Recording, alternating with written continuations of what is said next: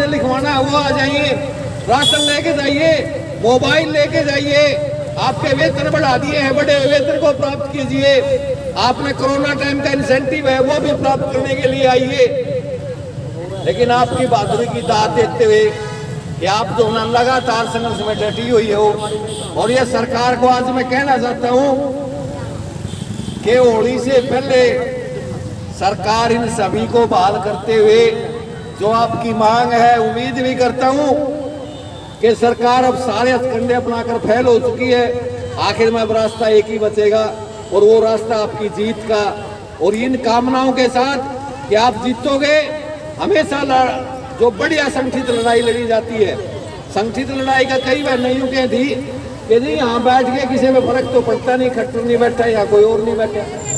लेकिन हम बताना चाहेंगे ये जो हमारे साथी खड़े हैं ना रोज ये कैमरा लिए, ये सारी रिपोर्ट जनता के बीच में जाती है और वो जनता की रिपोर्टों से ही सरकार के ऊपर असर आता है। हम भी लगातार लगे हुए आपके बीच में, मतलब कई दिन से बीच में आपके जो है नहीं आ पा रहे, क्योंकि सर्व कर्मचारी संघ की हड़ताल, चाहे उसमें CI2 है, चाहे उसमें अन्य ट्रेड यूनियन है, सेंट्रल गवर्नमेंट के विभाग हैं, स्टेट गवर्नमेंट के विभाग हैं। मान लो आज आपका समझौता हो जाए, 28-29 के तो हड़ताल करोगे ना? फिर भी करेंगे जी, करेंगे। हाँ, वो देशव्यापी हड़ताल है। देश के विभागों को बचाने के लिए, आपके अपने विभाग बचाने के लिए, आपको कर्मचारी का दर्जा दिलवाने के लिए वो 28-29 मार्च की जो राष्ट्रव्यापी हड़ताल है उसमें भागीदारी CI2 भी करेगा, उससे संबंधित सभी यूनियनें करेंगी, सर्व कर्मचारी संघ से संबंधित सभी यूनियनें करेंगी।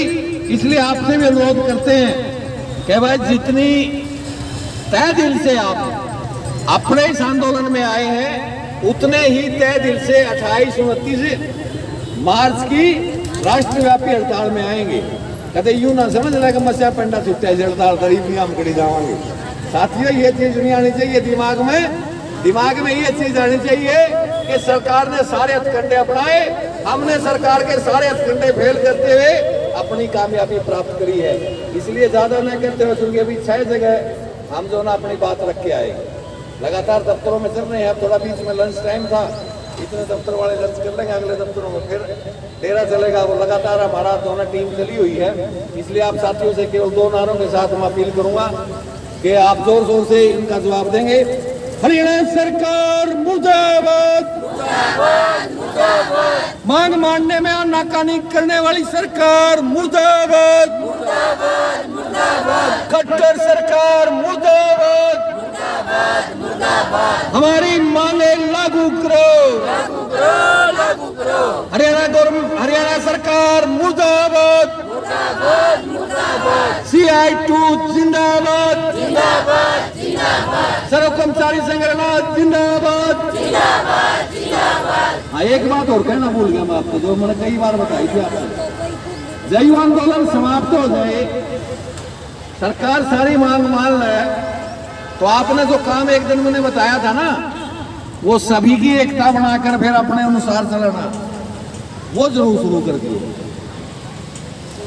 कईयों को पता नहीं ना, दोबारा बताना पड़ेगा क्या? दोबारा बता देता हूं, वो काम हमने शुरू करना पड़ेगा।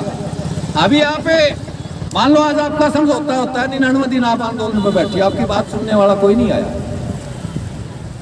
विपक्ष के लोग भी केवल और केवल स्टेज पे भाषण दे के आएंगे, आपके समर्थन में हड़ताल नहीं की, या उन्होंने धरना प्रदर्शन बड़ी संख्या में कर सकते थे, नहीं किया। अब हमने क्या करना पड़ेगा?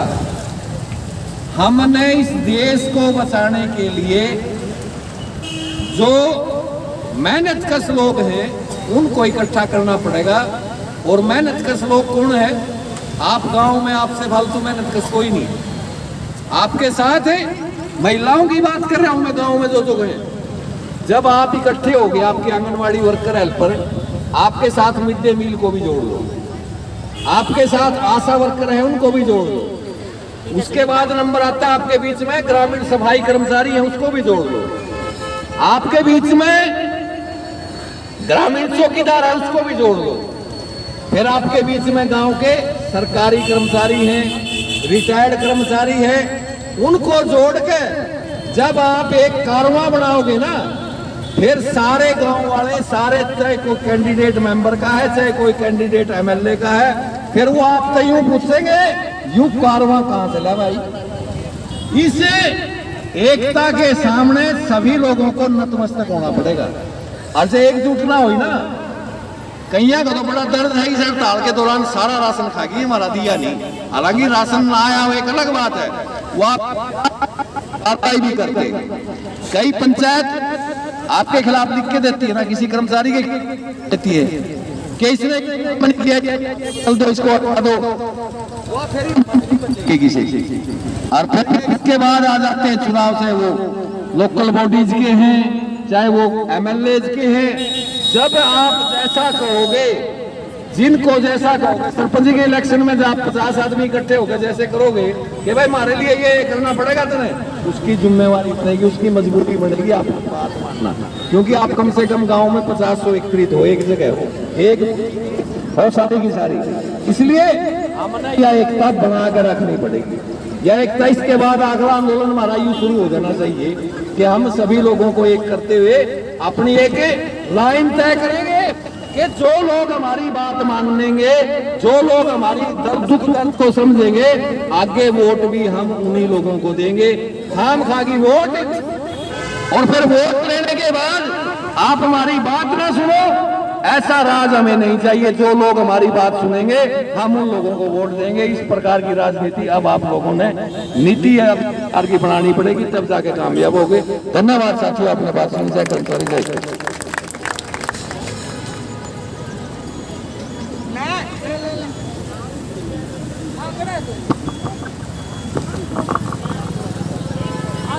धन्यवाद साथी का, आपको सब कुछ बताया, आगे का प्लानिंग बताया और सब कुछ खोल के बताया सरकार के बारे में। तो बहनों, अब की बार धोखा नहीं खाना। वैसे तो सब लोग समझ चुके हैं, ये तो धोखा पहले ही हो चुका। और आपने भी देखा होगा कि इलेक्शन के टाइम यानी प्रधानमंत्री को भी एमपी एमएलए की तरह पब्लिक के बीच में आना पड़ा और जोर लगाने पड़े, तब जाकर उसकी जीत हुई थी। अब की बार उसकी जीत होने नहीं देनी। एक बहन कई सब वोट लेकर हमारे अपने रिश्तेदारों में, अपने सहेलियों में, मित्र प्यारों में, सब जगह फोन कर दो। अब तो फोन बहुत बड़ी चीज है, मिनटों में सारे में खबर पहुंच जाए। अगर कोई बात हो तो सबको समझाओ और ऐसा मत होने दो।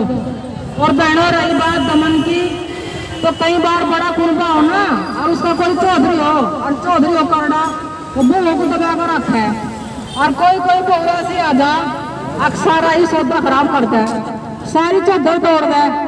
तो वही चादर हमारे नेताओं ने तोड़ी। वो बहू हमारे नेता हैं जिन्होंने सरकार की ऐसी तैसी कर दी। सरकार को सारा पता है, एक एक बात का पता है।